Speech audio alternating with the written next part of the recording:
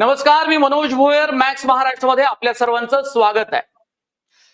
झारखंडमध्ये बिहार नंतर राजकीय भूकंप होईल का या संदर्भात चर्चा नवी दिल्लीतही सुरू आहे आणि झारखंडमध्ये आणि अर्थात शेजारी राष्ट्र बिहारमध्ये सुद्धा आहे. हेमंत सोरेन यांची कसून ईडी चौकशी सुरू आहे. मनी लॉन्ड्रिंगच्या प्रकरणात, जमीन घोटाळ्याच्या प्रकरणात 4.5 एकरच्या जमीन घोटाळ्याचा हा सगळा पर्दाफाश ईडीनं केल्याचा दावा केला.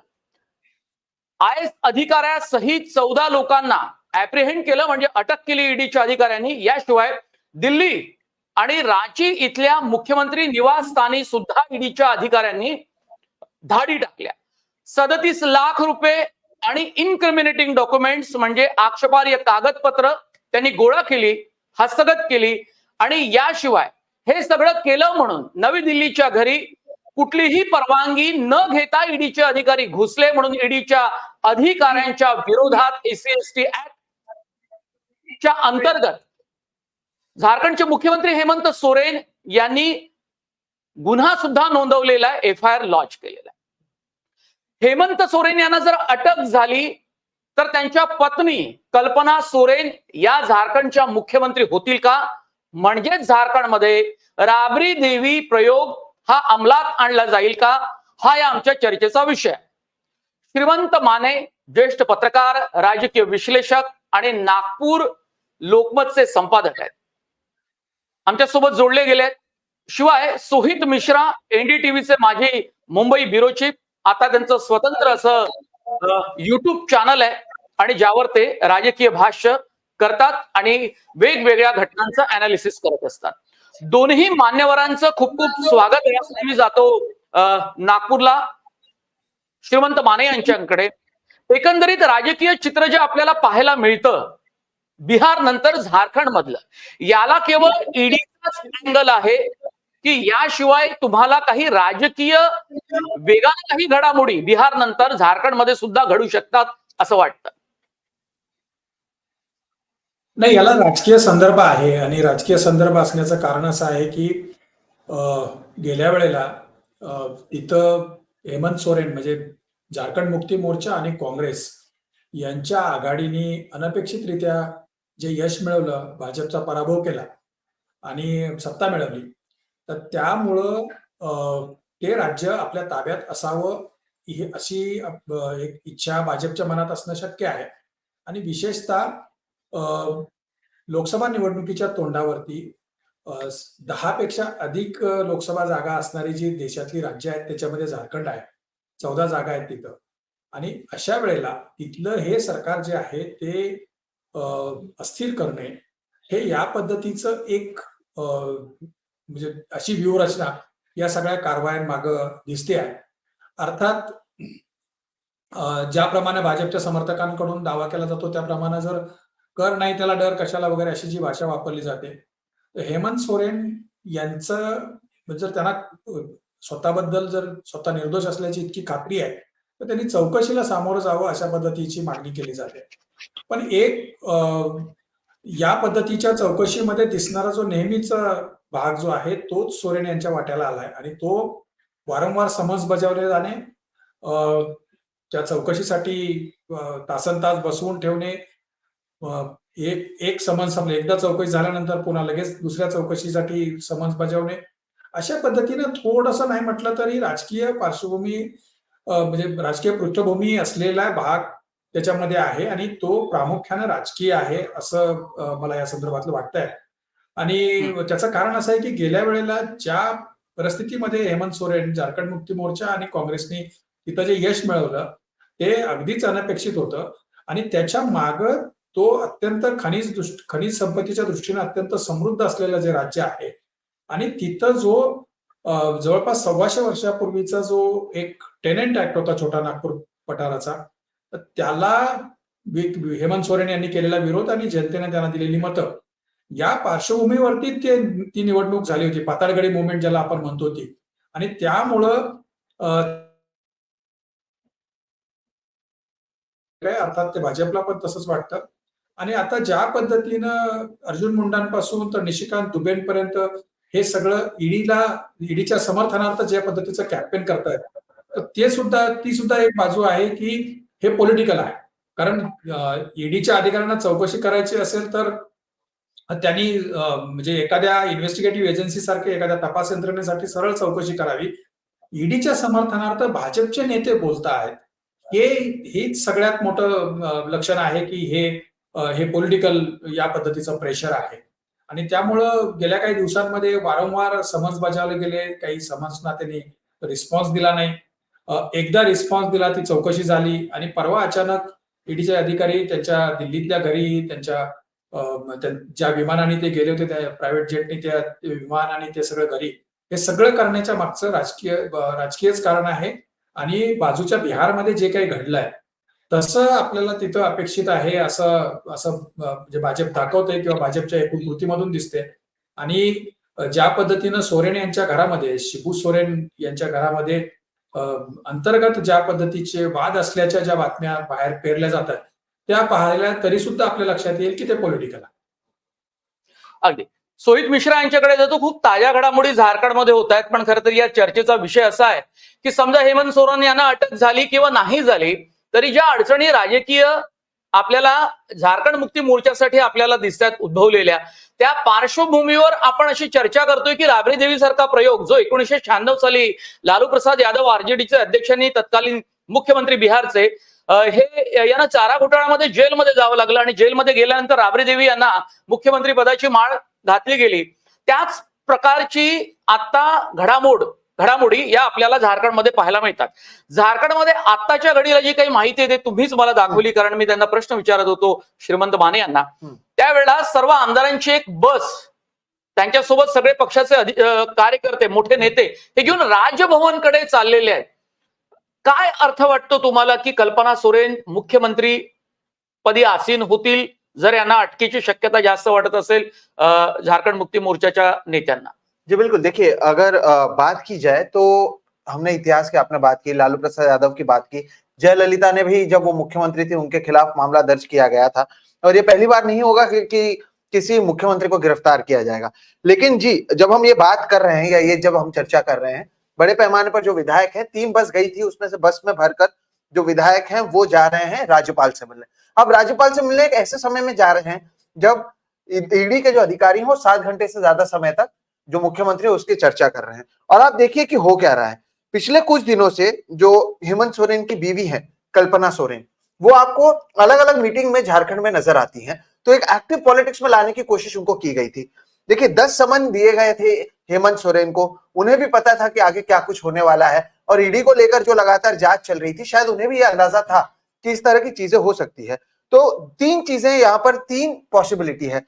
एक तो कल्पना सोरेन जो सबसे सेफ एक बेट होगा कि हेमंत सोरेन अपनी पत्नी को, जिस तरह से हमने बिहार में देखा, अपने पत्नी को वो मुख्यमंत्री बनाएंगे। और इसके लिए आप देखेंगे कि झारखंड मुक्ति मोर्चा के गांडे से जो एमएलए हैं सरफराज अहमद, उन्होंने अचानक से एक सीट वेकेंट कर दिया। अब उससे आप ये समझ लें, क्योंकि उनकी पत्नी ओडिशा से आती हैं तो वो ट्राइबल सीट पर नहीं लड़ सकती हैं और ये जो सरफराज अहमद जहां से थे वो एक सेफ सीट मानी जाती है। तो एक तरीके से देखा जा रहा है कि अगर हेमंत सोरेन की पत्नी को लाना भी है तो एक तैयारी वहां पर की गई है। हालांकि इसके लिए चुनाव आयोग कितने जल्दी वहां पर चुनाव लेता है या नहीं लेता है, आपको पता है कि यहाँ पर महाराष्ट्र में हम जहां पर हैं, पुणे के इलेक्शंस नहीं हुए, अलग अलग जगह के इलेक्शंस नहीं हुए, तो ये एक सेफर चॉइस हेमंत सोरेन के लिए होगी। हालांकि उनके सामने और भी कई सारे लोग हैं जो एक चैलेंज के तौर पर आते हैं। एक जो बड़ा चैलेंज है उनके सामने वो है हेमंत सोरेन की ही सिस्टर इन लॉ है और जामा से जो एमएलए हैं सीता सोरेन, वो बीवी है, she is MLA now, she is an MLA और एक सिटिंग एमएलए है। हेमंत भाई है बसंत सोरेन वो, जी बिल्कुल वो है। और सीता सोरेन के बारे में आपको मैं बता दूं कि हेमंत, ये बसंत सोरेन जो कहा जा रहा है कि विरोध किया गया है, मतलब एक वैल्यू, एक एडिशन सिर्फ मॅच कर देता हूं की या संपूर्ण याच्यामध्ये आपण पाहिलं की साधारणतः 29 झारखंड मुक्ती मोर्चाचे आमदार आहेत आणि इंडियन नॅशनल काँग्रेसचे आमदार आहेत 17, आरजेडी लालू प्रसादच्या पक्षाचे चा एक आमदार, सीपीआयचा एक आमदार, अशी सगळी मिळून महागठबंधन एमजीबी या युतीचे म्हणा, महागठबंधनचे म्हणा 48 जागा एकूण आहेत, म्हणजे आमदार आहेत त्याला तिथे ते महागठबंधन म्हणून ओळखतात. त्याचा शॉर्ट फॉर्म एमजीबी असा आहे. एनडीएकडे 32 आमदार आहेत, त्यात भाजपचे 26 आहेत, AJSYचे 3 आहेत, एनसीपी म्हणजे अजित पवार पार्टी. खरं तर अजित पवारला तिथे झारखंडमध्ये कोणी ओळखत नाही किंवा त्यांचा कुठला प्रभावही नाही, पण त्यावेळेला शरद पवार यांचाच लक्षद्वीप म्हणा, आसाममध्ये, नॉर्थ ईस्ट मध्ये किंवा तिकडे सगळा प्रभाव होता आणि त्यांच्या पक्षाचा एक आमदार आहे, तो आता अजित पवार यांच्या पक्षाकडे गेला म्हणून एनसीपी एपी असं आपल्याला साधारणतः विकिपीडियामध्ये पाहायला मिळतं. आणि IND म्हणजे इंडियन नॅशनल लोकदल, IND ये अजित सिंग वाली पार्टी होगी ना. INDचे 2 आमदार आहेत, म्हणजे एनडीएकडे इंडिपेंडेंट असेल, अपक्ष असेल, इंडिपेंडेंट इंडिपेंडेंट असते. तर महागठबंधनकडे 48 आमदार आणि एनडीएकडे 32. मला वाटतं हे 48 आणि 32 मध्ये काही खेळ भाजपकडून होऊ शकतो का, हाही तुम्ही चर्चेमध्ये अँगल घ्या. कारण तुम्ही असं म्हणाले की एक जागा रिकामी केली सरफराजची, जी अत्यंत सुरक्षित जागा आहे झारखंड मुक्ती मोर्चाची. मला असं वाटतं कल्पना सोरेन यांना सुद्धा त्या जागेवर उभं केलं जाऊ शकतं आणि त्या मुख्यमंत्री पदाचा त्यांचा मार्ग मोकळा होऊ शकतो. सर, आप ये आंकड़ों की बात कर रहे हैं, लेकिन सवाल यहाँ पर यह है कि जमीनी स्तर पर हमने देखा कि चंडीगढ़ में क्या हुआ. चंडीगढ़ के जो मेयरल इलेक्शंस हुए थे उसमें तो आम आदमी पार्टी और कांग्रेस के पास सबसे ज्यादा वोट्स थे, सबसे ज्यादा सीट्स उनके पास थी, लेकिन चुनाव में बीजेपी का जो मेयर है वो वहां पर बनकर आता है. अब ये शायद हेमंत सोरेन को भी पता है कि ये जो प्लेइंग फील्ड है ये बैलेंस नहीं है या फिर ये फेयर प्लेइंग फील्ड नहीं है, इसलिए वो भी अपने अलग अलग तरीके से चीजों का इस्तेमाल कर रहे हैं. इसलिए बीच में आप देखिए कि वो मिसिंग बताए जा रहे थे, जबकि कहा जा रहा था कि वो एक लीगल एडवाइस ले रहे हैं. उनकी पत्नी नजर आती है, आज ही सारे बस जाते हैं, वहां पर 144 लगने के बावजूद 7 घंटे से ज्यादा समय है कि लोग मौजूद हैं. और अब बस में से ये लोग राज्यपाल के पास गए हैं, तो जरूर उन्होंने भी अपनी एक स्ट्रैटेजी बनाई होगी. हेमंत सोरेन जिस परिवार से आते हैं, उनका काफी पुराना पॉलिटिकल एक हिस्ट्री, एक बैकग्राउंड रहा है, तो वो भी कोशिश करेंगे सारी चीजें करने. अब इसमें बीजेपी के लोग जितने एक्टिव दिख रहे हैं, आप बार बार जैसे कि निशिकांत दुबे हम सुबह से सुन रहे हैं. अब आप बताइए कि ईडी का ये मामला है, हेमंत सोरेन के पास मेजोरिटी है, लेकिन निशिकांत दुबे सुबह से कह रहे हैं कि जो झारखंड मुक्ति मोर्चा हो, कांग्रेस का जो कोएलिशन है, उसमें सब लोग नहीं चाहते हैं कि कल्पना सोरेन जो हेमंत सोरेन की बीवी है वो अगली मुख्यमंत्री बने, और उसमें से 29 में से 18 लोग चाहते हैं कि वसंत सोरेन को मुख्यमंत्री बनाया जाए. अब ये बात उनको किसने बताई? यानी खेला तो उनकी तरफ से भी किया ही जा रहा है. और हमने देखा है वो महाराष्ट्र में, सर हम बैठे यहाँ पर, हमने शिवसेना के साथ देखा है, हमने एनसीपी के साथ देखा है. तो पार्टी अगर ये ठाकरे और पवार की पार्टी तोड़ सकते हैं तो सोरेन की पार्टी को भी तोड़ा जा सकता है. अब देखना अहम ये होगा, क्योंकि सोरेन अपने साथ सारे विधायक को रखे हैं और चंपई सोरेन को विधायक दल का नेता चुना गया है, ये अभी कहा जा रहा है. तो एक और सोरेन अभी पिक्चर में आ रहे हैं. जब ये हम बात कर रहे हैं, इसमें एक डिटेल ये आ रहा है कि चंपई सोरेन जो है उनको शायद विधायक दल का नेता बनाया गया, वो भी एक मुख्यमंत्री पद का चेहरा हो सकता है. चंपई सोरेन का क्या, सारे सोरेन ही है मतलब झारखंड में. और उसे लेकर जो परिवारवाद का आरोप है वो बीजेपी करता रहता है. इनका क्या रिश्ता? चंपई सोरेन के बारे में अगर बात करूं तो जरूर ये उनके, एक तो ये कह रहे हैं आप कि सबसे निकटवर्ती होंगे, और चंपई सोरेन विधायक दल के नेता चुने गए हैं. और उसके बाद ये लोग जिस तरह से पहुंचे हैं राज्यपाल के पास, जब हम ये बात कर रहे हैं, उससे ये भी समझ में आता है कि चंपई सोरेन को अगर बनाया जाता है, वो झारखंड लेजिस्लेटिव असेंबली के मेंबर हैं. और जब मैं देख रहा हूं तो सहराई लेखा से वो झारखंड से वो विधायक भी हैं, तो बिल्कुल जेएमएम के और इनके करीबी माने जा रहे हैं. अब शायद वो नए मुख्यमंत्री होंगे. अब ये सब चीजें भी आने वाले कुछ समय में जब राज्यपाल के पास पहुंचते हैं तब शायद इसके बारे में पता चले. लेकिन ये जो खेला है वो कितना होता है, बीजेपी डैमेज कर पाती है या नहीं, या फिर हेमंत सोरेन का भविष्य क्या है, ये देखना बहुत महत्वपूर्ण होगा. श्रीमंत माने यांच्याकडे पुन्हा एकदा जाऊ, कारण ताजी जी माहिती आहे ती ट्रॅक करण्याचं काम, त्याचं फॉलोअप घेण्याचं काम बसल्या बसल्या स्टुडिओ मधनं सोहित मिश्रा करतायत. त्यामुळे आपल्याला ताज्या घडामोडी तिथल्या ताबडतोब कळतायत. श्रीमंत माने यांच्याकडे मी जाणार आहे. श्रीमंत माने, मी समाचार प्लसचे एक एडिटर आहेत, म्हणजे सॅटेलाइट टीव्ही चॅनलचे माझे मित्र आहेत विश्वास रॉय म्हणून. तर संपादक सुद्धा प्रचंड वेगानं घडणाऱ्या घडामोडींवर झारखंड मधल्या लक्ष ठेवून आहेत आणि बोलताना त्यांचा श्वासही भरून येत होता. म्हणजे इतक्या वेगानं घडामोडी, एक तर प्रचंड मोठ्या प्रमाणात राजभवन, मुख्यमंत्री निवासस्थान, भाजप आणि झारखंड मुक्ती मोर्चाच्या पक्ष कार्यालयाजवळ आणि ईडीच्या कार्यालयामध्ये प्रचंड मोठी सुरक्षा यंत्रणा तैनात करण्यात आली. त्यांना ही जाणीव आहे की कुठेही काही होऊ शकतं. याचं मूळ कारण म्हणजे तेजस्विनी यादव ईडीच्या कार्यालयात जाता जाता त्यांना आधी आपल्या कार्यकर्त्यांचा सामना करावा लागला, ईडीच्या अधिकाऱ्यांना सामना करावा लागला. इतक्या मोठ्या प्रमाणात तिथे त्यांच्या आरजेडीच्या पक्षाच्या कार्यकर्त्यांची गर्दी प्रचंड मोठ्या प्रमाणात झाली. आणि दुसरीकडे हेमंत सोरेन यांची चौकशी सुरू असताना एका मैदानामध्ये रांची इथल्या प्रचंड मोठ्या प्रमाणात झारखंड मुक्ती मोर्चाचे कार्यकर्ते हे आक्रमक झाले होते आणि ते आपल्या पक्षावर, आपल्या नेत्यावर आरोप होत आहेत, चुकीचे आरोप होत आहेत, बिनबुडाचे आरोप होत आहेत म्हणून ते केंद्र सरकारच्या विरोधात, ईडीच्या विरोधात तिथे घोषणाबाजी करत होते.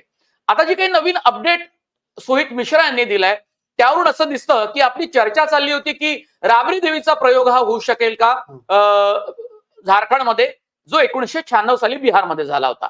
आता नवीन माहिती येते की चंपई सोरेन, आता त्यांचे नातेवाईक आहेत का, कारण सगळेच सोरेन दिसत आहेत तिथे, तर ते विधायक दलाचे नेते त्यांना केलेलं आहे, म्हणजे आपण त्याला काय म्हणतो मराठीमध्ये, विधिमंडळाचे गटनेते.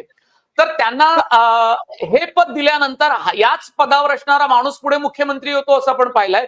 कारण 28 झारखंड मुक्ती मोर्चाच्या आमदारांपैकी केवळ 18 लोकांचा कल्पना सोरेन यांना विरोध होता आणि विरोध करणारे हे हेमंत सोरेन यांचे बंधू बसंत सोरेन आणि त्यांची बहीण सीता सोरेन, जी स्वतः आमदार आहेत. असं सगळं राजकारण आपण पाहिलं तर साधारणतः पुढे काय गोष्टी घडू शकतात म्हणजे एक तर आता आपण जी चर्चा करतोय तर झारखंड विधानसभेमध्ये 6 सोरेन आहेत.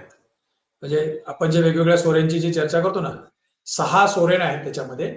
आता चंपई सोरेन MLC आहेत, ते आता त्यांचं गटनेतेपदी जे तुम्ही सांगताय, आत्ताचे फ्रंट रनर चंपई सोरेन आहेत. पण आपण जी सुरुवातीला चर्चा करत होतो की कल्पना सोरेन यांच्या रूपाने राबडी देवीचा प्रयोग होईल का, आणि ते पॉसिबल अजूनही मला त्याच्यात पॉसिबल याच्यासाठी वाटतंय कारण ज्या पद्धतीने त्यांच्यासाठी जागा रिकामी केली जाते आहे, किंवा आपला विश्वासू म्हणजे एकतर पत्नी किंवा अत्यंत विश्वासाचा जवळचा माणूस मुख्यमंत्रीपदी यावा असं हेमंत सोरेनला वाटत असावं, कारण जर त्यांना अटक झाली तर. आणि ज्या पद्धतीचं गेल्या 2 दिवसापासून बसंत सोरेन किंवा अन्य त्यांच्या कुटुंबातल्या इतर लोकांच्या महत्वाकांक्षांना थोडीशी फुंकर घातली जाते भाजपकडून, ते जर पाहिलं तर असं लक्षात येतं की घरामध्ये पण त्यांच्यामध्ये वाद आहेत असं एक चित्र तयार करण्याचा प्रयत्न आहे हा. दुसरी गोष्ट, तुम्ही ज्या गर्दीचा, त्या मैदानावर थांबलेल्या त्यांच्या समर्थकांचा उल्लेख केला, हे खूप वैशिष्ट्यपूर्ण आहे की तुम्ही तेजस्वी यादवच्या ईडी चौकशीच्या वेळेला राष्ट्रीय जनता दलाचे कार्यकर्ते आक्रमकपणे त्यांच्या समर्थनार्थ रस्त्यावर आल्याचं पाहिलं. असंच महाराष्ट्रात रोहित पवारांची ईडी चौकशी झाल्यानंतर किंवा अगोदर पण आणि आज पण अशाच पद्धतीने कार्यकर्ते आक्रमक आहेत. त्यांनी राष्ट्रवादी काँग्रेसने तर उद्या सगळीकडे राज्यभर आंदोलनाचा इशारा दिला. तर हे सगळं एकत्रित जर आपण पाहिलं तर असं लक्षात येते की वेगवेगळ्या राज्यांमध्ये, ते बिहार असो, झारखंड असो किंवा महाराष्ट्र असो, या पद्धतीच्या ईडीच्या कारवाईच्या विरोधात राजकीय पक्ष रस्त्यावर उतरत आहेत. कारण याच्या मागे क्लिअर कट पॉलिटिकल स्टेप दिसत आहेत, पॉलिटिकल राजकीय डावपेच दिसत आहेत. आणि त्यामुळं या सगळ्या लोकांना आपले समर्थक सांभाळण्यासाठी, आपले मतदार सांभाळण्यासाठी रस्त्यावर येण्याशिवाय कुठला काही दुसरा पर्याय नाही आहे. राहिला प्रश्न झारखंडमध्ये नेमकं काय होईल, तर एक तर दोन्हीकडचं पक्षीय बलाबल जर पाहिलं तर हेमंत सोरेन यांच्याकडे किंवा त्यांच्या महागठबंधनकडे बहुमत आहे, याच्याबद्दल वाद नाहीये. निशिकांत दुबे किंवा अर्जुन मुंडा काहीही सांगत असले तरी सोरेन यांच्या घरामध्ये फूट पडेल असं मला वाटत नाही. कारण शिबू सोरेन यांची लढवई, त्यांचे लढवई अशी प्रतिमा, हेमंत सोरेन यांचा 2000 साधारणपणे 9 पासूनचा त्यांचा सगळा हा गेल्या 15 वर्षाचा एकूण राजकीय अनुभव, आणि ते deputy chief minister, leader of opposition, 2 वेळा मुख्यमंत्री, असा सगळा अनुभव आहे. त्यामुळं दिसतंय इतकं सोपं आहे. आणि दुसरं कालपासून एक दुसरा फरक असा पडलेला आहे की सोरेन यांना घेरण्याचा हा जो काही प्रकार आहे तो देशभरातल्या सगळ्या आदिवासी समाजांवरचा अन्याय आहे. अशा पद्धतीचे एक कॅम्पेन सोशल मीडियावरती मोठ्या प्रमाणावरती सुरू आहे आणि त्याची दखल ईडीचे समर्थन करणाऱ्या भाजपच्या नेत्यांना किंवा भाजपच्या नेतृत्वाला नक्कीच घ्यावे लागेल, इतकं ते स्ट्रॉंग कॅम्पेन आहे. अगदी. आणि द्रौपदी मुर्मू राष्ट्रपती होण्यापूर्वी झारखंडच्या राज्यपाल होत्या, हे अत्यंत महत्वाचं आहे. आज लोक कदाचित विसरून गेले असतील की मुर्मू या कोणत्या राज्यातनं आल्या किंवा त्या राज्यपाल कोणत्या राज्याच्या होत्या. आता मुळात मुद्दा आहे की शिबू सोरेन यांच्या काळापासून आपण झारखंड मुक्ती मोर्चाचं महत्व आपण जाणवणं, राष्ट्रीय स्तरावर आपण पाहिलं की काँग्रेस सोबत साधारणतः शिबू सोरेन हे गेले होते आणि छोटे छोटे प्रादेशिक पक्ष कोणकोणत्या आपल्या राजकीय सोयीनुसार मोठ्या सत्तेतल्या पक्षाकडे जात असतात. आता इंडिया आघाडीवरती सुद्धा त्याचा एक मोठा परिणाम होणार आहे, कारण हेमंत सोरेन बद्दल ताजी माहिती अशी आहे श्रीमंतजी की ते राजभवनाकडे गेले, याचा अर्थ हेमंत सोरेन राजीनामा देतील. हेमंत सोरेन यांनी एकदा राजीनामा दिला की संपूर्ण मंत्रिमंडळ हे बरखास्त होऊन जातं, नवा विधिमंडळाचा गटनेता निवडावा लागेल आणि तो मुख्यमंत्री होईल. आता समजा चंपई सोरेन हे जर परिषदेचे असतील तर महाराष्ट्रामध्ये पृथ्वीराज चव्हाण हे परिषदेचे सदस्य होते आणि किंवा केले गेले तर त्यांना मुख्यमंत्री पद दिलं गेलं.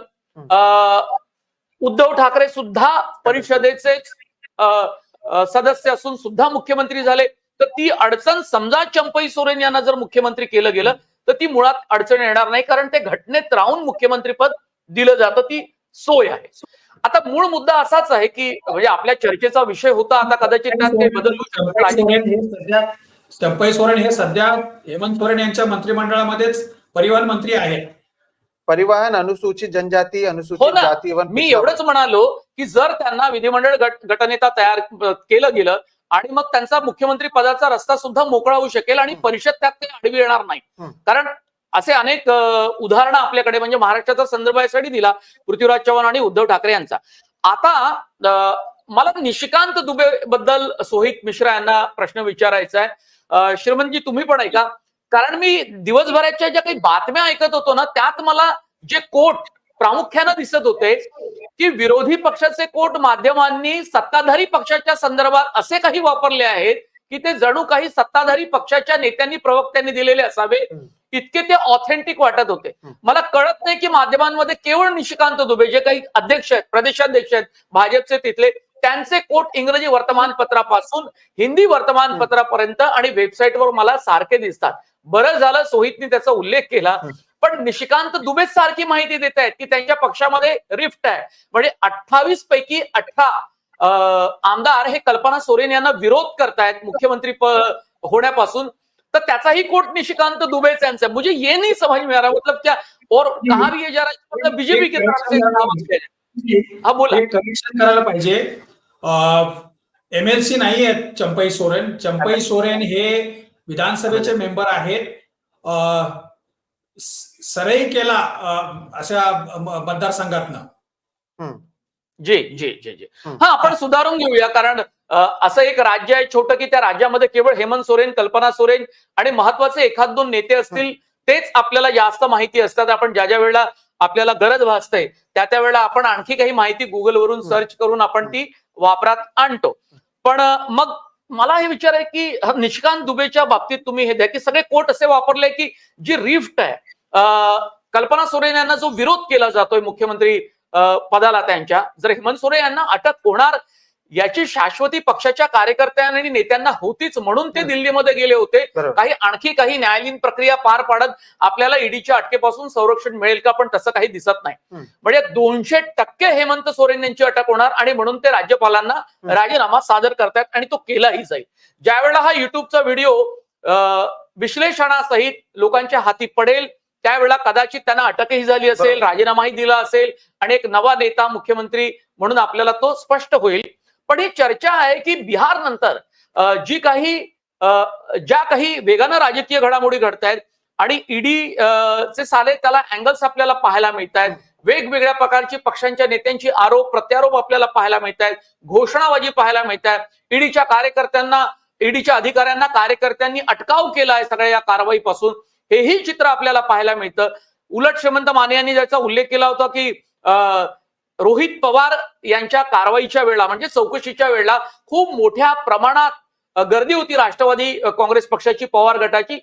उलट शरद पवार हे राष्ट्रवादी काँग्रेस पक्षाच्या कार्यालयात दिवसभर ठाण मांडून बसले होते आणि रोहित पवार यांच्या सोबत आपण पाहिलं की सुप्रिया सुळे या सोबतच होत्या आणि रात्री मग फटाके वाजवले गेले. ही साधारणतः 11 वाजताची गोष्ट असेल. आणि तुम्हाला सगळ्यांना हेही आठवत असेल की शरद पवार ज्यावेळी त्यांच्यावर ईडीची कारवाई होणार असं म्हटलं जात होतं आणि त्यावेळेला पक्ष फुटलेला नव्हता, राष्ट्रवादी संपूर्ण एक पक्ष होता आणि ते स्वतःहून वाय.बी. चव्हाण सेंटरहून ईडीच्या कार्यालयात गेले. त्यावेळेला प्रचंड मोठ्या प्रमाणात गर्दी होती. त्यानंतर मात्र शरद पवार यांच्या संदर्भातली ईडी कारवाई किंवा आणखी काही कुठेही आपल्याला पाहायला मिळालं नाही. त्यानंतर थेट पंतप्रधान नरेंद्र मोदी यांनी भोपाळच्या सभेमध्ये अजित पवार यांच्यावर सिंचन घोटाळ्याच्या संदर्भात 70,000 कोटी रुपयांचा आरोप केला आणि तेच अजित पवार नंतर काही काळानंतर थेट महायुतीत सामील झाले. हेही चित्र आपण पाहिलं. पण रोहित पवार यांच्या बारामती अॅग्रो या कंपनीवरती मात्र ईडीने धाडी टाकल्या, काही चौकशी केली आणि नंतर त्यांना चौकशीसाठी बोलावलं. महाराष्ट्रामध्ये सुद्धा ज्यात आता महायुतीचं सरकार आहे आणि विरोधी बाकावर आता महाविकास आघाडीचे नेते आहेत, असं सगळं असताना सुद्धा रोहित पवार सारखा एक महत्वाचा राष्ट्रवादी काँग्रेस पक्षाचा युवा नेता ज्याला जनाधार मिळू पाहतोय किंवा त्यांना पुढे आणण्यासाठी शरद पवार यांच्याकडून नेटानं प्रयत्न केले जाते, तीच आपण संवाद यात्रा आणि त्यांची संघर्ष यात्रा आपण महाराष्ट्रामध्ये पाहिली. म्हणजे राजकीय चित्र सगळं त्याचं विश्लेषण करत असताना आपल्याला या सगळ्या गोष्टी लक्षात घ्याव्या लागेल, याचा श्रीमंतजीने उल्लेख केला. पुन्हा एकदा श्रीमंत माने यांच्याकडे जातो.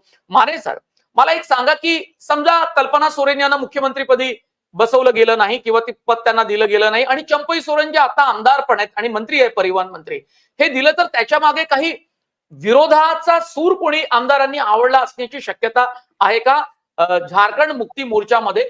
आणि तो विरोध आताच्या घडीला योग्य ठरणार नाही म्हणून कदाचित हेमंत सोरेन यांना यांच्याशी चर्चाही केली जाऊ शकते किंवा त्यांना काही थोडा वेळ 5-10 मिनिटं बोलण्यासाठी आपल्या कार्यकर्त्यांशी नेत्यांशी संधीही दिली गेली असेल आणि म्हणूनच त्यांना मग नंतर ते राजभवनकडे गेलेत आपल्या पदाचा राजीनामा देण्यासाठी. काही नवीन अपडेट असेल तर सोहित जी सांगा. जी बिल्कुल, देखिए अपडेट इसमें ये है अभी कि राज्यपाल का जो हमने महाराष्ट्र में देखा कि राज्यपाल की एक अहम भूमिका होती है, महाराष्ट्र में भी राज्यपाल की एक अहम भूमिका थी और अब झारखंड मुक्ति मोर्चा के जो लोग हैं, जो विधायक हैं, वो वहां पर पहुंचे और कहा जा रहा है कि राज्यपाल से जितना समय चाहिए था वो नहीं मिला. उन्हें भी पता है कि रात भर में खेला हो सकता है, अलग अलग राज्यों में हुआ, और वो कह रहे हैं कि आज ही रात को चंपई सोरेन को आप मुख्यमंत्री बना दें. हेमंत सोरेन इस्तीफा दे रहे हैं तो आज ही रात को बना दें. और हेमंत सोरेन का इस्तीफा देने का मतलब ये है कि उनकी गिरफ्तारी तय है. और इसमें अब राज्यपाल क्या करते हैं, ये बहुत बड़ा मुद्दा होगा और ये देखना अहम होगा कि हेमंत सोरेन गिरफ्तार हो रहे हैं, सारे विधायक बस में गए हैं, लेकिन क्या राज्यपाल नए मुख्यमंत्री का शपथ ग्रहण कब करते हैं? और अगर उनकी पत्नी नहीं हो रही है और एक सिटिंग जो कैबिनेट मिनिस्टर है, जो साथ ही साथ जेएमएम के उपाध्यक्ष हैं, उन्हें मुख्यमंत्री बनाना है, तो इसमें अब एक बार फिर से महाराष्ट्र में हमने देखा कि बाद में सुप्रीम कोर्ट ने कहा कि राज्यपाल फ्लोर टेस्ट नहीं ले सकते थे क्योंकि शिवसेना के भीतर का यह पूरा मामला था.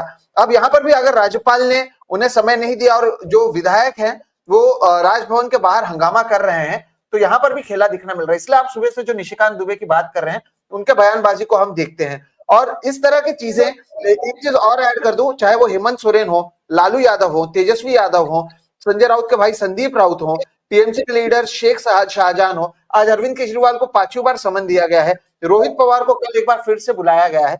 इस सबसे समझ में आता है कि 2024 लोकसभा चुनावों से पहले एक तरीके से ईडी जो है वो बहुत ज्यादा एक्टिव हो चुकी है. ये राम मंदिर का निर्माण या प्राण प्रतिष्ठा के बाद ईडी का जो आप देखेंगे कि एक्टिव जो है वो ज्यादा हुई है. महाराष्ट्र में इसका असर देखने मिला, बिहार में देखने मिला और अब हम देख रहे हैं कि झारखंड में. पर एक बात मुझे आप लोगों को पूछनी है की म्हणजे ईडीकडे काहीच डॉक्युमेंट्स नाही, काहीच पुरावे नाही आणि ते काहीही नसताना थेट नेत्यांवरती कारवाई करतात किंवा त्यांना चौकशीसाठी बोलावतात, असंही नाहीये ना. ईडीकडे काही प्रकरणं हाती लागतात, त्याचा ते अभ्यास करतात, इन्व्हेस्टिगेशन टीम तयार करतात आणि नंतर मग चौकशीचा फास आवडतात. लेकिन ये सारी चीजें जिसकी भी आप बात कर रहे हैं वो विपक्ष के खिलाफ ही क्यों होता है? नंबर 1. नंबर 2, हम रोहित पवार की बात कर लेते हैं. सर, महाराष्ट्र में इकोनॉमिक ऑफेंस विंग ने कहा है कि रोहित पवार के खिलाफ जो मामला है उसे हम वापस लेना चाहते हैं. जो एफआईआर जिसके आधार पर यह पूरा मामले की जांच चल रही है, उसमें ना ही बारामती एग्रो का नाम है, ना ही रोहित पवार का नाम है, लेकिन उसके खिलाफ, उसके बावजूद उनको बुलाकर आप कार्रवाई करते हैं. जो प्रधानमंत्री ने 70,000 करोड़ के घोटाले की बात की, उसका क्या होगा? अजित पवार को लेकर क्या हुआ? या फिर बाकी सब सारे लोग थे, हसन मुशर्रफ को लेकर क्या हो गया? आप किरीट सोमैया नहीं बोलते हैं. तो इसलिए आपको इस एंगल से भी देखना होगा कि ईडी को एक पॉलिटिकल टूल के तौर पर ही इस्तेमाल हो रहा है और जहां जहां पर विपक्ष मजबूत है वहीं पर किया जा रहा है. मी जो प्रश्न विचारला सोहित मिश्रा यांना, तोच प्रश्न श्रीमंत माने आपल्याला सुद्धा आहे. नाही, एकतर तो प्रश्न रिपीट करा जरा. मी असं म्हणालो की ईडीच्या अधिकाऱ्यांकडे, ईडीकडे जर एखाद्या नेत्याच्या विरोधात आणि कुणाच्याही विरोधात जर काही कागदपत्र सापडली, त्यानंतर त्याचा तपास करून अभ्यास करून ईडीचे अधिकारी त्या नेत्याच्या गळ्याभोवती चौकशीचा फास आवळतात, असं माझं म्हणणं आहे. ते जे उत्तर सोहित मिश्रांनी दिलं तेच उत्तर माझं पण आहे. त्याचं कारण असं आहे की ही कारवाई सिलेक्टिव्ह का होते, विरोधकांच्या विरोधातच का होते. ज्या आता रोहित पवारांचा तुम्ही उल्लेख केला, आजच राज्य सहकारी बँकेच्या कथित घोटाळ्या प्रकरणामध्ये आजच सीबीआयने दुसरा क्लोजर रिपोर्ट दिलाय. म्हणजे ज्या घोटाळ्यामध्ये क्लोजर रिपोर्ट सादर केला गेला आहे किंवा इकॉनॉमिक ऑफेन्सेस विंगनी ईओडब्ल्यूनी त्याच्यात काही गुन्हा नाही असं सांगितलंय, त्याच घोटाळ्यामध्ये सिलेक्टिव्ह विरोधकांमधला जो आक्रमक चेहरा आहे त्याला 2-2 वेळा बोलवण्याचं काय कारण, असा प्रश्न विचारला जाऊ शकतो. आता बिहारमध्ये लालू प्रसाद यादव, त्यांचे एकूण वय, त्यांची प्रकृती, त्या सगळ्या गोष्टींचा अजिबात विचार न करता त्यांची चौकशी झाली. त्यांची चौकशी झाल्यानंतर तेजस्वी यादवना बोलवण्यात आलं. आता हेमंत सोरेन यांच्या विरोधात अशीच कारवाई सुरू आहे. मगाशी सोहितनी ज्या सगळी यादी वाचून दाखवली ते सगळे नेते विरोधी पक्षांचे आहेत. आणि त्याच शिवाय राज्यात ईडीच्या अधिकाऱ्यांनी जो तपास केला त्याच्यानंतर ते कोर्टात ते प्रकरण उभं झाल्यानंतर किती पुरावे त्यांच्या विरोधात गोळा केले गेले आणि ते किती कोर्टानं ग्राह्य धरले, याचाही विचार करावा लागणार आहे. कारण ईडीची जी काही प्रकरणं आहेत ती नंतर शेवटाच काही पोहोचलेली नाहीये. ते शेवटाचं तर सोडून द्या, पण महाराष्ट्रातली 2 ठळक उदाहरणं आहेत. संजय राऊत यांना बेल देताना कोर्टाने नोंदवलेली निरीक्षणं किंवा अनिल देशमुखांना जामीन देताना कोर्टाने नोंदवलेली निरीक्षणं, हे काही त्या तपास यंत्रणाच्या लौकिकाला साजेसं नाहीये. त्या तपास यंत्रणांच्या एकूण विश्वासार्हतेबद्दल आणि त्यांच्या तपासाच्या पद्धतीबद्दल, पुरावे जमा करण्याच्या त्यांच्या एकूण क्षमतेबद्दल प्रचंड संशय निर्माण करणारे आहे. आणि असंच वारंवार लक्षात येते की याचा जो कन्व्हिक्शन रेट आहे तो रेट अत्यंत कमी आहे. त्या एजन्सीज काहीही दावा करत असल्या तरी ते 1-2% पलीकडे काही जात नाहीयेत. आणि याच एजन्सीज का वापरल्या जातात, कारण मनी लॉन्ड्रिंग ऍक्टमध्ये जामीन मिळण्याची जी तरतूद आहे ती खूप अवघड आहे. ते जामीन मिळणं सोपं नाहीये आणि म्हणून मनी लॉन्ड्रिंग ऍक्टचा वापर केला जातो. इतर गुन्ह्यांमध्ये जामीन मिळणं सोपं आहे आणि त्यामुळं विरोधकांना टार्गेट करण्यासाठी पर्टिक्युलरली ईडी ही एजन्सी आणि त्याचबरोबर ईडीची एजन्सी बरोबरच मनी लॉन्ड्रिंग ऍक्ट याचा वापर याच्यामध्ये केला जातोय. आणि हे सरळ सरळ दिसतं आहे की या पद्धतीनं विरोधकांना टार्गेट केल्यासारखं होतं आहे. कारण तुम्ही खूप मोठी यादी अशी आहे की ज्यांच्या विरोधात अशा पद्धतीच्या नोटिसेस गेल्या, चौकशीला बोलवलं, तेच नंतर भारतीय जनता पक्षात सामील झाल्यानंतर, त्यांच्यात प्रवेश केल्यानंतर त्यांच्या मागचं सगळं ती सगळी चौकशी थांबते आहे. तर हे सर्व मतदारांना म्हणजे खटकणारी गोष्ट आहे. अगदी मतदार त्याचा विचार करतील आणि मतदारांना जर ही गोष्ट पटली नसेल तर ते निवडणुकीतून आपल्याला मतदानातून दाखवू देऊ शकतात. इंडिया आघाडीचं काय होईल, कारण आता आपण पाहिलं की ममता बॅनर्जींनी झटका दिला. संपूर्ण लोकसभेची निवडणूक माझ्या पक्षाच्या आमदारांच्या साथीनं, ताकदीवर मी लढवेल असं त्या म्हणाल्या. म्हणजे संपूर्ण जागा जितक्या काही असतील लोकसभेच्या, आता एक ब्रेकिंग येत आहे की हेमंत सोरेन यांनी राजीनामा दिलाय आणि चंपई सोरेनना नवीन मुख्यमंत्री म्हणून हे केले, अशी माहिती जे झारखंड काँग्रेसचे जे प्रमुख आहेत राजेश ठाकूर त्यांनी एजन्सीला दिली आहे. हो, म्हणून ते विधिमंडळ गटनेते आता चंपई सोरेन झाले. हेमंत सोरेन यांनी राजीनामा दिला.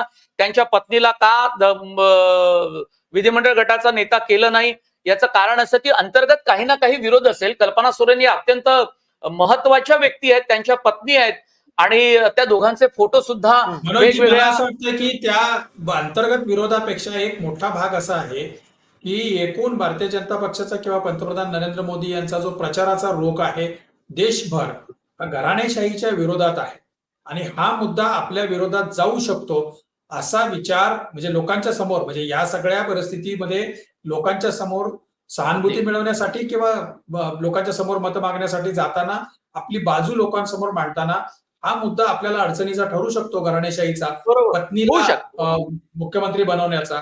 आणि असा विचार करून मंत्रिमंडळातलाच आपला अत्यंत विश्वासू सहकारी असा त्याला मुख्यमंत्री बनवण्याचा निर्णय. त्याचं आडनाव सोरेन आहे परंतु ते नात्यात त्यांच्या नाही आहेत, कारण याचे जे चंपई सोरेन जे आहेत ते सरायकेला मधले एका सामान्य शेतकऱ्याचा मुलगा आहे आणि 4 वेळा ते विधानसभेवरती 2005 पासून निवडून आलेले आहे. त्यामुळे मला बरोबर. वाटतं की म्हणजे घराणेशाहीची टीका व्यावहारिक टाळण्यासाठी आणि अगदी व्यावहारिक निर्णय घेतला असावा, पण मला आता यावर काही फार चर्चा आपण करण्याची गरजही नाही. एक पॉलिटिकल अँबिशन, राजकीय महत्वाकांक्षा प्रत्येकाला असते. पत्नी इतकी समाजकार्यामध्ये होती आणि त्यांना त्या ओडिशातल्या, इथल्या झारखंडमधल्या नाही आहेत आणि त्यांचे वडीलही बिझनेसमन होते आणि अत्यंत वेल एज्युकेटेड, सुसंस्कारित परिवारातनं त्या आल्या आहेत. दोघांचे फोटो अनेकदा सोशल मीडियावर व्हायरलही झालेले आहेत. आणि हेमंत सोरेन यांनाही त्यांची पत्नी समाजकार्यात, राजकीय कामामध्ये नेहमी मदत करायची आणि त्या नेहमी सहभागी, सक्रिय असायच्या, म्हणजे समाजकारणात, राजकारणात. तर त्यांना स्वतःला वाटत असेल की आपली पत्नी मुख्यमंत्री व्हावी. कुणालाही वाटतं की इतकं मोठं पद आहे, ते घरात राहिलं तर खूप छान होईल. उद्या जर ते जेलच्या बाहेर आले तर पक्षावरची त्यांची पकड ही ढिली होऊ शकते. पण आताच्या घडीला मोदींचा जो रोख, घराणेशाहीवर ते बोट ठेवतात किंवा त्यांच्या विरोधात सातत्यानं बोलत असतात, हा एक कोण त्याचा जरूर असू शकतो. पण दुसरं महत्वाचं की कल्पना सोरेन यांना जर मुख्यमंत्री पद दिलं गेलं तर कदाचित पक्षामध्ये काही बंडाळी माजू शकते आणि त्याचा फायदा भाजप घेऊ शकेल किंवा आणखी काही लोकांचं लक्ष त्याकडे लागून राहील. आणि उगाच कारण नसताना एक गोष्ट अत्यंत पक्षाच्या दृष्टिकोनातून वाईट घडली की हेमंत सोरेन यांना अटक होणारच आहे. ते राजभवनकडे राजीनामा द्यायला गेले. दुसरे चंपाई सोरेन यांचं नावही आलं. पण या अगोदर बऱ्याच काही गोष्टी पक्षीय स्तरावर घडलेल्या असतील म्हणजे, आणि म्हणून पक्षामध्ये उगाच बंडाळी नको. कारण प्रत्येक पक्षात काही ना काही गोष्टी असतात, कुरबुरी असतात, आपसात हेवे द्यावे असतात. हे आपण प्रत्येक पक्षात पाहिलंय. त्यामुळे अशा या अवघड प्रसंगी पक्षामध्ये बंडाळी नको, फूट नको, नाराजीचं कुठलं वातावरण नसतो. म्हणून कल्पना सोरेन जर चालत नसेल तर मग बसंत सोरेन, जे हेमंत सोरेनचे बंधू आहेत आणि बहीण सीता सोरेन या स्वतः आमदार आहेत, त्यांनी हे म्हटलं असेल की 4 वेळा आमदार राहिलेले शेतकऱ्यांचा जो मुलगा आहे, त्यांचं नाव चंपई सोरेन आहे आणि ते विधिमंडळ गटनेता त्यांना निवडलं गेलं असेल. कदाचित हेमंत सोरेन यांच्या भावाची तशी इच्छा असेल आणि त्यांना पक्षांतर्गत काही गोष्टींचा वास आला असेल की कल्पना सोरेन या पत्नी जरी असेल तरी मुख्यमंत्री म्हणून आताच्या घडीला ही गोष्ट काही बरोबर नाही. त्यामुळे आताच्या घडीला जे काही संभावित संकट आहे पक्षासमोरचं, ते त्यांनी टाळलं असेल. एक पटकन एक छोटा प्रश्न आता की काय झारखंडच्या राजकारणाचं होऊ शकेल. आणि इंडिया आघाडीत ममता बॅनर्जी रुसवे फुगवे घेऊन बसलेले आहेत. त्यानंतर आपण पाहिलं की अरविंद केजरीवाल, नितीश कुमार तर म्हणजे मास्टर स्ट्रोक होता त्यांचा. म्हणजे हे कठीण आहे भारतीय राजकारणाचं जे काही झालेलं आहे गेल्या काही दिवसांमध्ये की लोकांनी कुणावर विश्वास ठेवावा. अर्थात याचा फैसला, याचा निकाल लोकांना मतदानातूनच लावायचा आहे. काय योग्य, काय वाईट, हे तर मतदारांना ठरवायचे. आपण कितीही प्रबोधन करू, चर्चा करून, आणि त्यातही अनेक वेळा आरोप हे लावले जातीलच की एक पत्रकार एका बाजूने बोलतो, दुसरा पत्रकार दुसऱ्या बाजूने बोलतो. पण जे न्यायोचित आहे, जे समाजाच्या उपयोगाचं आहे, त्यावर आपण चर्चा करत असतो सातत्यानं. पण इंडिया आघाडीची काही दशा झाली. ममता बॅनर्जी लोकसभा स्वतःच्या बळावर लढणार. भगवंत सिंह मान पंजाबचे मुख्यमंत्री, आपचे नेते म्हणतात की आम्ही आमच्या बळावर पंजाबची सगळी लोकसभेची निवडणूक लढू. मग आता राहिलं का? आणि हे काँग्रेसचे लोक दावा करतात की ते इंडिया आघाडी ही मजबूत आहे आणि इलेक्शन झाल्यानंतर सुद्धा ते आमच्या सोबत येऊ शकते. याला तसा काही फारसा अर्थ नाही. ममता बॅनर्जी रागावल्या नाहीत, अरविंद केजरीवाल रागावले नाही, नितीश कुमार भाजप सोबत जाणार नाही याचे दावे केले जातात. तसे ते दावे राजकारणामध्ये आपल्याला करावेच लागतात आणि प्रवक्ते म्हणून आपली जबाबदारी पार पाडावी लागते. पण आता इतके महत्वाचे नेते आणि मुख्यमंत्री झारखंडचे हे जर तुरुंगात गेले तर आता ऐन लोकसभा निवडणुकीच्या काळामध्ये तर त्यांना काही जामीन मिळणार नाहीये निश्चित आहे. म्हणजे झारखंडची सूत्र आणि जो चेहरा होता शिबू सोरेन नंतर त्यांच्या मुलाचा हेमंत सोरेनच्या रूपामध्ये, तो एक महत्वाचा चेहरा आपल्याला आता काही इंडिया आघाडीमध्ये दिसणार नाही. जो सक्रिय होता, जो आपली भूमिका मांडत होता भाजपच्या विरोधात आणि मोदी सरकारच्या विरोधात, जो अजेंडा होता इंडिया आघाड़ीचा। नहीं देखिए, जितने भी विपक्ष में है, आपने नीतीश कुमार चले गए, ममता बनर्जी ने कहा है कि वो लड़ेंगी, लेकिन अब जिस तरह के हालात हो रहे हैं वो क्या फैसला लेती हैं ये देखना अहम होगा। जरूर भगवंत मान ने एक तरफ कहा है, लेकिन चंडीगढ़ में कांग्रेस और आम आदमी पार्टी साथ में आई थी। महाराष्ट्र में महाविकास आघाड़ी में प्रकाश अंबेडकर को जोड़ा जा रहा है। तो आप देखिए कि एक तरफ अब विपक्ष के पास भी एक साथ आने के अलावा कोई और ऑप्शन नहीं है। हाँ, जरूर एक प्रेशर बनाया जा सकता है कांग्रेस के ऊपर कि कांग्रेस को अपनी जो सीट शेयरिंग है उसमें बदलाव लाना होगा, लेकिन मुझे नहीं लगता कि या तो आप बीजेपी के साथ जाएंगे या फिर आपको इंडिया अलायंस में ही होना होगा। इन दोनों को छोड़कर अगर आप लड़ते हैं तो अपने अपने राज्यों में आप जरूर कुछ बदलाव ला सकते हैं, लेकिन बड़े पैमाने पर नहीं लाएंगे। दूसरी बात आप देखिए कि साउथ इंडिया की अगर हम बात करते हैं, उनके सारे नेता अब भी इंटैक्ट हैं। और वो इंडिया अलायंस में शामिल हैं। उद्धव ठाकरे के हालात जिस तरह से भी हो, वो अपने लोगों के साथ इंडिया अलायंस में हैं। शरद पवार हैं, और इसका एक साफ तौर पर जो शरद पवार की भूमिका को लेकर सवाल उठाया जाता है, जिस तरह से लगातार रोहित पवार के ऊपर कार्रवाई की जा रही है या उन्हें एक बार फिर से बुलाया गया, ये साफ है कि रोहित पवार या शरद पवार की जो गुट है वो नहीं जा रही है।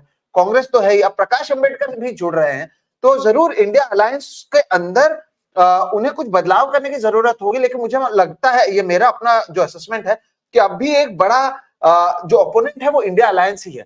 ममता बनर्जी पश्चिम बंगाल के बाहर जा नहीं सकती हैं, तो अगर वो पश्चिम बंगाल में चलिए जीत भी लेती हैं और मान लें कि बीजेपी को कम सीट्स मिलते हैं, तो वो सपोर्ट करेंगी, तो भी तो इंडिया अलायंस को ही करना पड़ेगा उन्हें।